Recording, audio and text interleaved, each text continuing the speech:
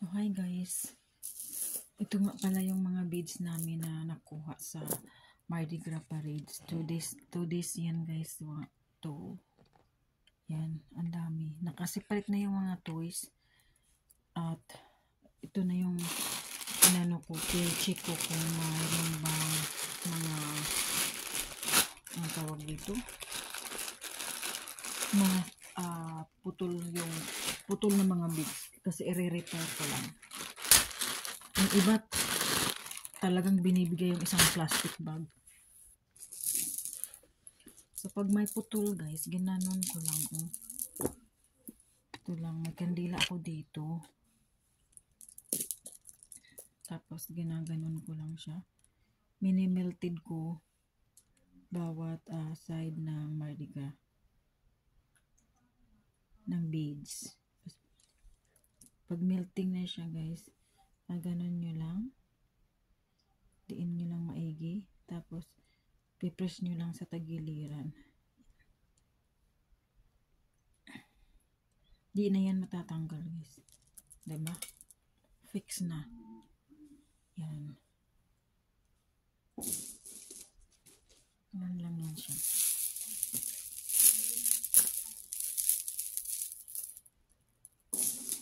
Kasi pag broken na, hindi mo na talaga yung magagamit.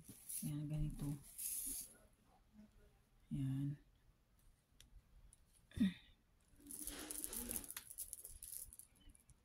So, thanks for watching guys. Ito yung ano natin, work natin ngayon.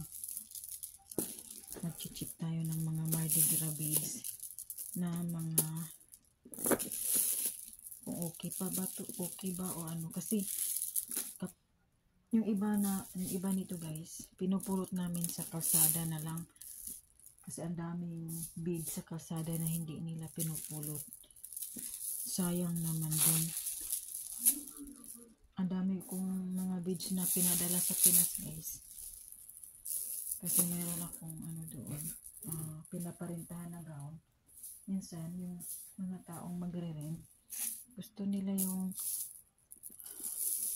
kuha din sila ng beads na match. Libre lang sa akin pag nag-rent sila, kasama na yung buong ano, kumbaga free na yung mga beads. Pinaka-last na Mardi Gras, March 4 ata guys. Yun ang pinakamalaking Mardi Gras, pero hindi naman kami D.O. May trabaho kami. Kaya ayun, today sinulit na namin na kahapon at saka ngayon pumunta na talaga kami. Ang gaganda ng mga pink. Yan.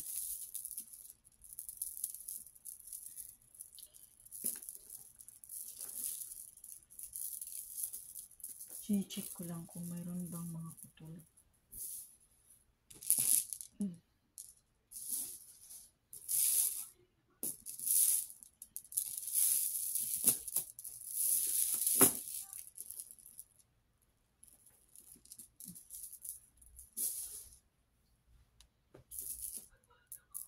Yung iba nga, ginana to tinatapon talaga yung isang may ganito pa sila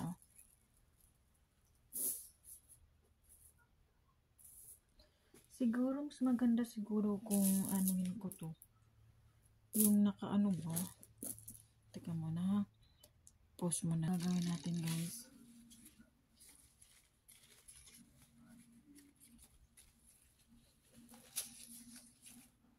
para hindi magbuhol-buhol yung mga beads. Lagyan ko ng paper. Anuhan ko lang ganito. Parang harangan lang. Yan, ganyan. Magbibilang ako ng ilang beads guys. Mga 20 siguro. 2, 3, 4, 5, 6, 7, 8, 9, 10, 11, 12, 13, 17, 15, 16,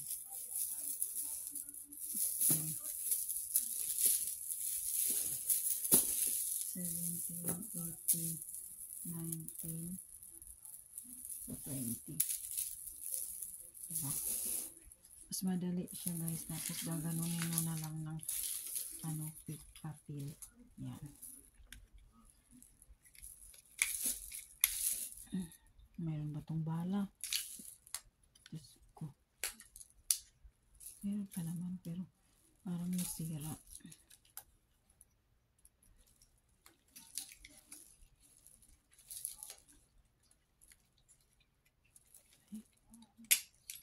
Alay. Pangit naman to.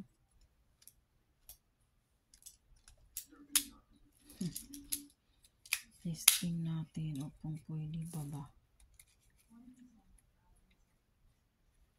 Dili pwede. Ganyan na. So, hindi na siya magbuhol-buhol guys. Meron na siyang paper. So, ganyan. Sana meron akong mapaglagyan, no? Anyway, ganyan lang natin. Importante meron na siyang tali. So, 2020 guys ang gawin ko. So, 2, 4, 6, 17.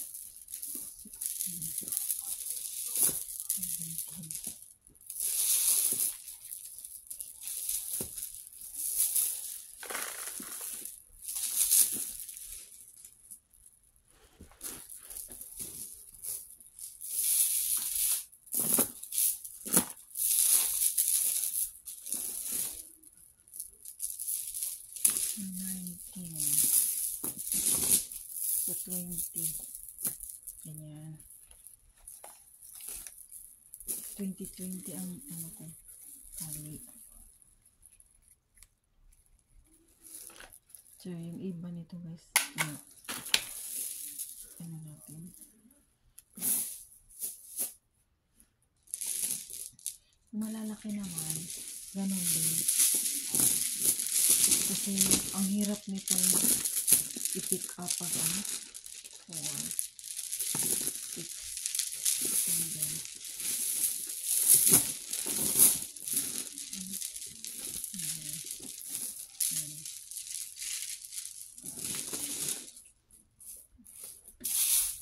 ito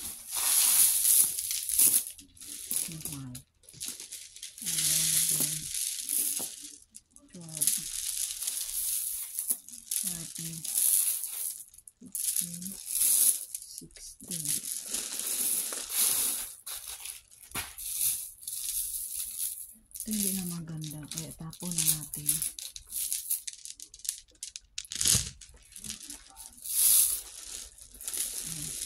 Painting na to siya guys.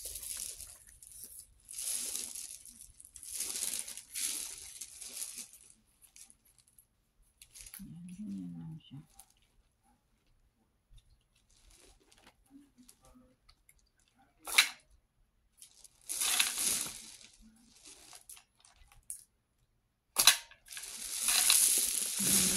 Parang ang bigat naman ito.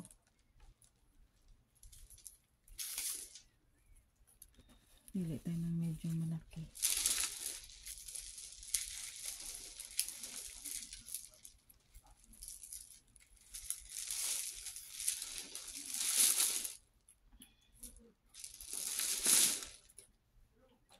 Kasi sayang lang yung pagod natin dito pag ay abaw, see?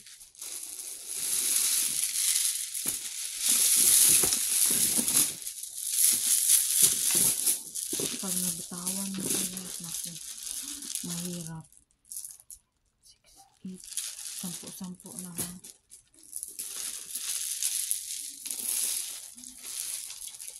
Kasi mas mabigat pag nilagay mo ng 20.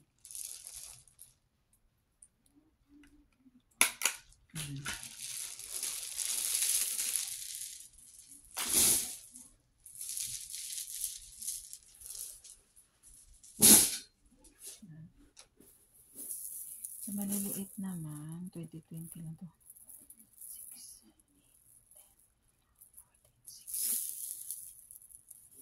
6, 16, 17, 18, 19, 20.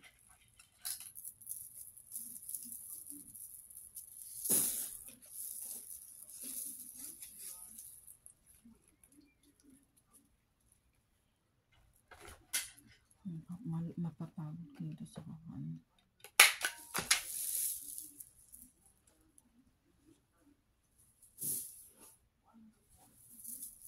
So, 2, 4, 6, 8, 13 mo lagi.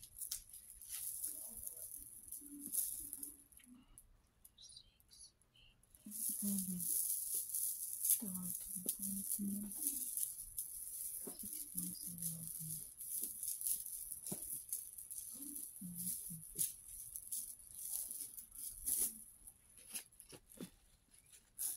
Ito yung guys.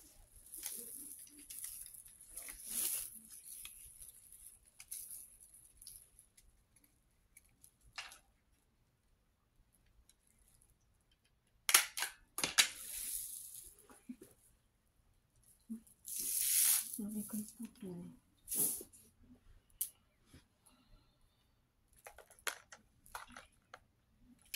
So, pag may ano guys, yung putol, ganun lang.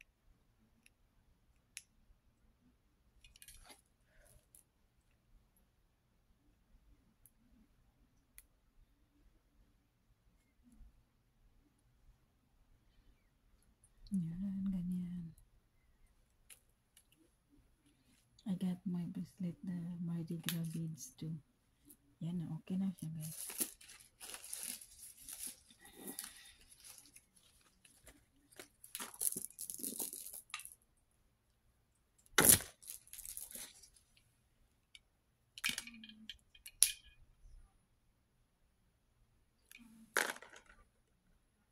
You need to be careful not to burn yourself because this bead is plastic, and when this is melted and stick to your skin, it's burning to you. Okay na guys.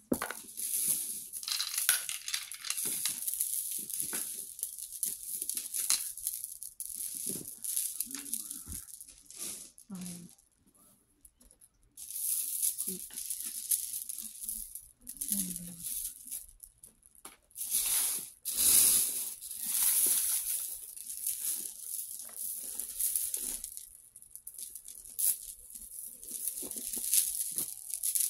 8. Maraming putol nito.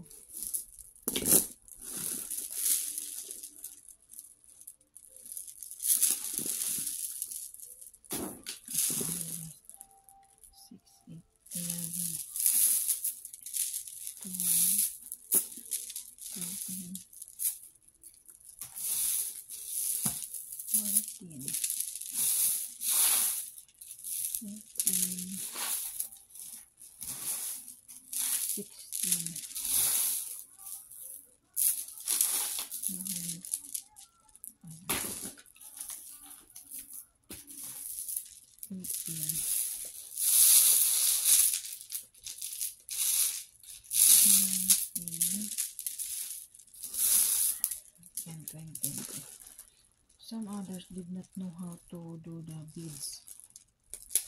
You know, they didn't know how to fix it.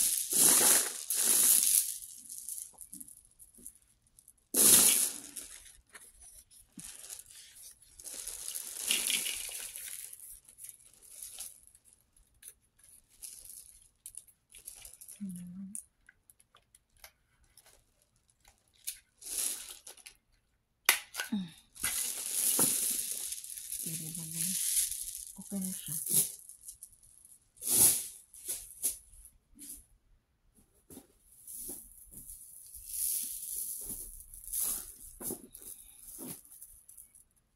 Four, 5, 6, 7, 8, 9, 10, 11, 12, 13, 14, 15, 16, 17, 18, 19, 20. Ayan. So thanks for watching, guys. I cannot finish this all, guys. Until tomorrow, this is my work. See, there's so many.